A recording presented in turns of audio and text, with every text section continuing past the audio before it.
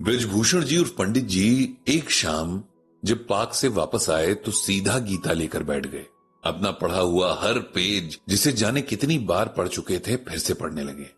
देर रात तक जितना पढ़ सके पढ़ा, फिर अगली सुबह के लिए बुकमार्क लगाकर रख दिया। सरला जी लगातार पंडित जी को देख रही हैं। वे जानती हैं कि पंडित जी अपने किसी क्वेश्चन का आंसर गीता में ढूंढ रहे हैं और जब तक उन्हें जवाब नहीं मिलेगा तब तक उनका मन शांत नहीं होगा। ऐसे मौकों पर सरला जी उन्हें डिस्टर्ब नहीं करती, क्योंकि वे जानती हैं कि सवाल का जवाब मिलते ही पंडित जी उन्हें जरूर बताएंगे। इधर पंडित जी जब गीता में अपने या किसी और के लिए किसी सवाल का जवाब ढूंढते हैं, तब उन्हें सिर्फ वो सवाल याद रहता है। वो एकदम शांत होकर पूरे फोकस के साथ हर श्लोक पढ़ते हैं, उसका मतलब समझते हैं। इस तरह पंडित जी जाने कितनी बार गीता पढ़ चुके हैं। हर बार गीता से उन्हें एक नई गहराई पता चलती है, किसी भी बात को समझने की एक नई डेप्थ मिलती है। एक्चुअली कल जब पंडित जी रोज की तरफ पार्क गए थे तो वहां उनके फ्रेंड्स के अलावा एक और साहब थे। शर्मा जी ने उनका इंट्रोडक्शन अपने समधी रामचरण जी के रूप में पंडित जी से करवाया। रामचरण जी का बड़ा कारोबार था। सालों की मेहनत के बाद अच्छे से जमाया हुआ काम अपने बेटों को सौंप कर अब वो आराम कर रहे थे। रामचरण जी काफी धार्मिक नेचर के थे, खूब पूजा पाठ करते थे, लगभग सभी तीर्थ भी कराए थे और दान भी दिल खोल कर करते थे। अब अपने खाली वक्त में धार्मिक किताबें पढ़ रहे थे।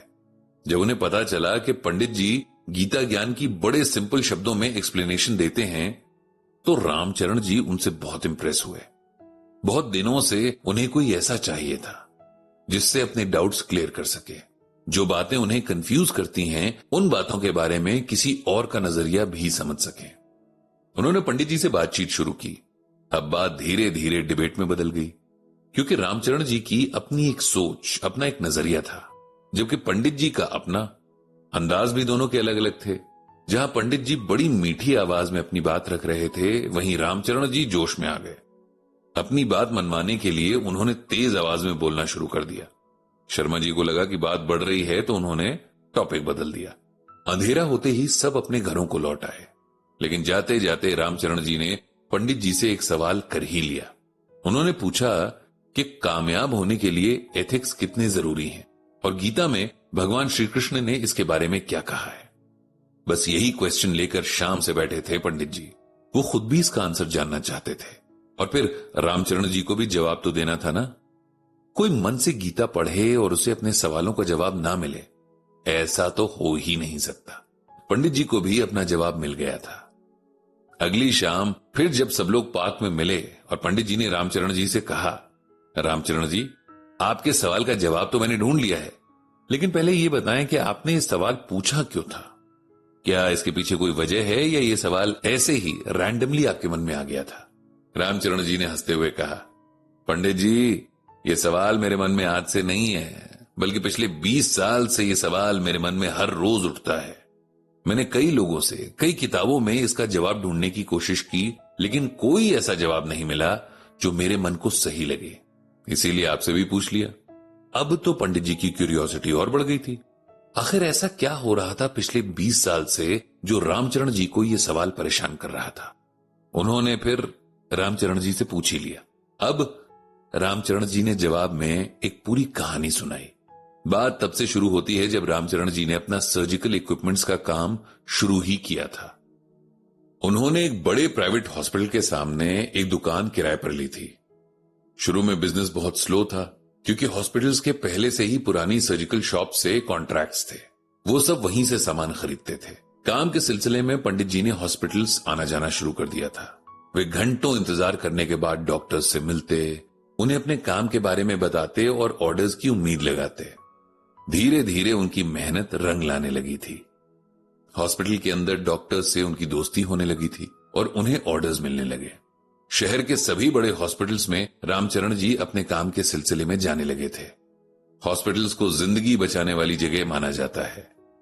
डॉक्टर्स को तो हमारे यहां भगवान का दर्जा दिया जाता है, लेकिन कई हॉस्पिटल्स जिंदगी का सौदा पैसे से करते हैं।